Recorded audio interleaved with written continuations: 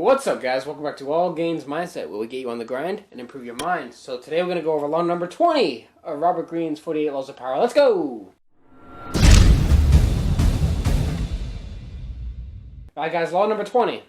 Do not commit to anyone. It is the fool who always rushes to take sides. Do not commit to any side or cause but yourself. By maintaining your independence, you become the master of others, playing people against one another, making them pursue you.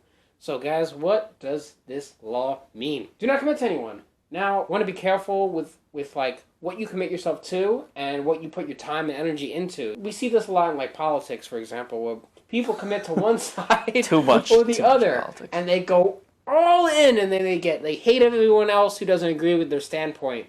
Don't commit to any certain idea in particular. You always need to be open-minded and always look at all the sides of every single equation. You need to have a strong critical thinking aspect of life.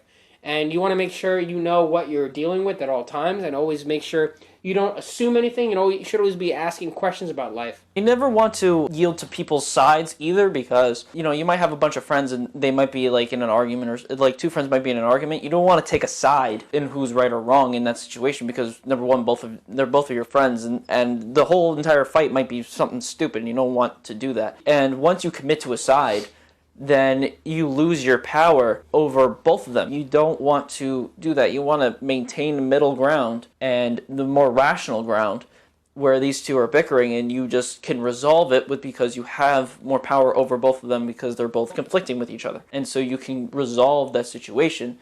Let's say if it was two friends fighting. Another thing is that they go over the book to not commit to other humans. For example, men with women don't want to be doing that. We've seen that it doesn't always work, especially now more in the modern day. It doesn't always work unless if you find someone that's actually about it. But you don't have to commit, because you'll lose power over that person by staying with them 100%. If you excite the interest enough, but don't fully commit, then you have more power in the situation where you can do whatever the heck you want. A lot of people will do either or. For example, I'm committed, so technically you can think I lose power, which, in the retrospect I would be, but I still have enough power to still do the things that I want to do. I'm not being controlled or anything like that. I maintain my life the way I want to maintain it. Certain people that would be in a committed relationship like I am don't have the mindset that I do, and they can't do the things that I can do. Certain people like Andrew, who are not committed and who excite the interest with other people, can, do whatever he wants and have the most power upmost. Yeah, be careful. It's all up to you what you commit to, but make sure when you do commit to something, you commit in the best way possible, and you always want to be always excelling yourself as well, and you don't want to go too deep into something. You always want to have an open mind, as I said earlier. What kind of history goes into this law in the book? So he basically, Robert Greene talks about the Virgin Queen. Elizabeth I, yeah. The first. So she didn't commit to anyone in particular, and it helped her stay in power throughout her history. Yeah, and by her doing that also prevented some wars from occurring, so that was also very good, because she prevented certain countries wanting to go to war, and so she would excite interest in other kings and queens. Pretty much they were all simping on her because they wanted to become king of England and stuff. But she was just like, yeah, no, and prevented certain wars from happening, and prevented all these different national issues.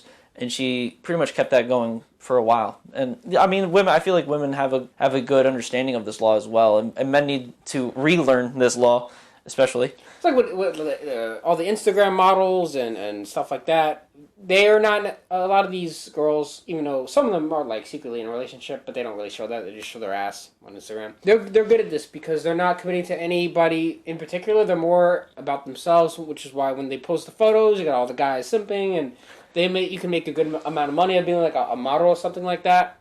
And they're not, at least they don't show openly that they're committed to someone, because they leave it open in the air for interpretation. They let the audience wonder if they actually have a boyfriend or something like that, and it keeps the guys on their trail, and it keeps them in line, so to speak.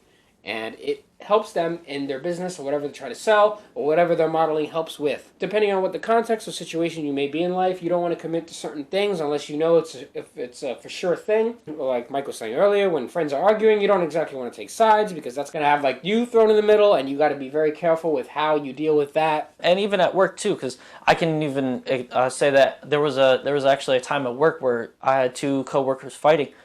They were arguing and stuff, and both of them low key were trying to have me take a side, and I was just like, nah, dog, like, I'm not getting in between any of this. I'm staying as far away from this situation as possible. This is nothing that has to do with me, and I'm not taking someone's side to, you know, lose respect on someone else's on the other side, or even, you know, upper management dealing with that. I'm not dealing with any of that. And that's something, sometimes you got to do that. You can't be committed to, you know, that, especially when, you know, they're talking about, each person was talking about specific feelings that they were, you know, having during the situation. You can't fully commit yourself to, you know, their emotions, because then it'll just drive you insane, because it's not your problem. It's not your problem, so it doesn't matter.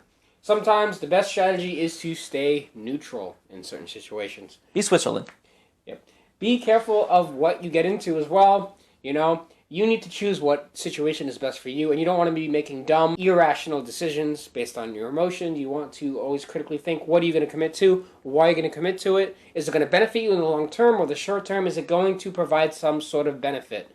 You want to always look at these factors and be a critical thinker. Always be working on your critical thinking skills and learning, and always be evolving. So if you like this law, like the information, make sure you hit the like button. Also, comment below your thoughts on this law, any stories you may have. Like the video, subscribe to the channel if you have not already, and you can check out the All Gains Mindset Facebook group, and link in the description. We talk about, put all the videos and show off food, what we eat every day, and we're always on the grind. So, see you in the next video.